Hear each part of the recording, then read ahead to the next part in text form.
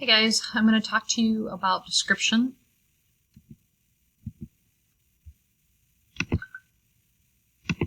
So, description is where we are getting a detailed look at something in the story. When you add description, you help your reader feel like they are really experiencing the events in your story, and this makes them care more about what happens. Just like with exposition and dialogue, your descriptions should be focused only on relevant details, things that really matter in the story. So in the frog story, the clothes Rhea is wearing don't have any impact on the story, so the story doesn't include a description of her clothes at all. Instead, the detailed description is given to the frog himself. Hang on while I turn on my light in my classroom. Okay, sorry. And so the description is given to the frog himself. Right?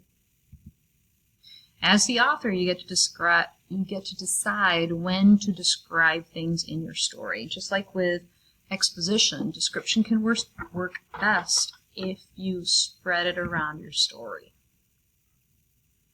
rather than dumping it all out in one place. Okay, a good guideline to follow is add description right at the times when a character would be noticing and experiencing or thinking about that thing. So you can see this is the frog story. Everything that's orange is description. So you don't just do it in one place and then check it off the list. They kind of sprinkle it in all over the story. In frog, we don't see the description of frog until the frog actually shows up in the story. You can use a variety of techniques to describe things. One way is to use sensory details. Use sight, sound, smell, taste, and touch to describe something. So Tiana was writing her story and it had to do with a homeless man, so I had her describe what did the homeless man look like. She could have added what he smelled like, what he sounded like. Okay, so those are other things that you can add in for your description. Here are some examples. Sight. He was a brownish gray color and bumpy, no bigger than the little handheld pencil sharpener I kept in my backpack. Okay, so that's some description using sight. You can do taste plus touch. The bread was still hot from the oven. The salty taste of butter flooded my mouth as I sunk in. Sound and touch. Every now and then the boom boom of a passing car stereo would make the glasses in our kitchen cabinets rattle.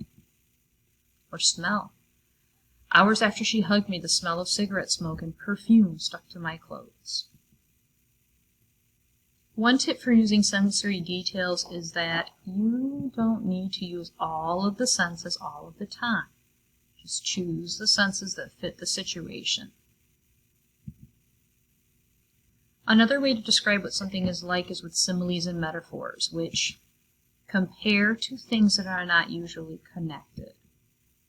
A simile uses like or as to compare two things. Here's an example. His squatty little body was a silhouette in the light coming from the living room, like a buffalo wing someone had dropped on the floor. So that makes it a simile, because it uses the word like. A metaphor is a lot like a simile, but it doesn't use like or as. I stood there for a good 5 minutes more just staring at him, that little green buffalo wing who was ruining my whole night. So again, it's being compared to a little green buffalo wing, but they didn't use like this time. Another option is to use personification, where you use human-like characteristics to describe a non-living thing. For example, if you wanted to make the ocean seem powerful and scary, you might write, "The waves reached out and pulled us in." You're adding characteristics of a person to waves. Okay, so if I were writing my story about that watch that I stole, I might add some personification and even some dialogue, interior monologue with the watch. Like the watch was saying to me, "Here, I'm so shiny, come and take me." The watch can't talk, but I could add that as personification, giving the watch person-like qualities. Finally, you can use interpretation, which is how a character understands or interprets something. For example, when Bree's parents look at each other and Frog instead of trying to describe their actual facial expressions, the story just gives us a description of how Bree interprets their expressions, the meaning behind them. They gave each other that look, the look that said, "What do you think?" And the other one said, "I don't know, what do you think?" Here's interpretation of what Bree was thinking that they were saying based on their expressions. A common piece of writing advice is show, don't tell. Most of the time this is good advice because a good story lets the reader experience things instead of just being told about them. For example, instead of writing, "She was angry," this is telling, it's more interesting to write, "She slammed the door so hard it shook the whole house." In the second sentence, the writer is showing us how angry she is instead of just telling us she was angry. This is way more interesting and detailed to read. You can picture that in your head, so that makes it a lot more interesting to read. But there are times when it makes more sense to show and tell, because combining both helps readers get a better idea of the meaning you're trying to convey. So take a look at one of the examples from earlier. Every now and then, the boom boom of a passing car stereo would make the glasses in our kitchen cabinets rattle. This sentence is only showing. Well, if we add just a little bit of telling to this description, it can change its whole meaning. So watch how this changes it when we add some telling to it.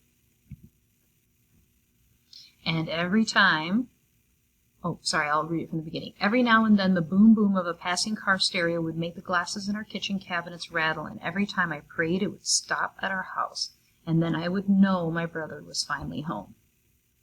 Now we understand that the sound of the passing car has a deeper positive meaning for the speaker. Now, look at how different the same detail feels if we change the end of the sentence. Every now and then the boom boom of a passing car stereo would make the glasses in our kitchen cabinets rattle, and every time I held my breath praying it would pass by. So with this different ending, the passing car suddenly becomes frightening.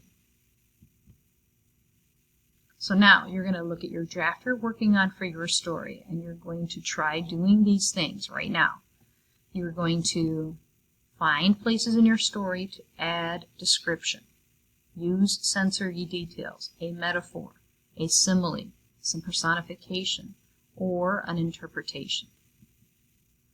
You're going to put most of the description in places where the characters would notice these things. You're going to remove description that isn't relevant to the story. And you're going to find places that need more showing or more telling and decide what works best.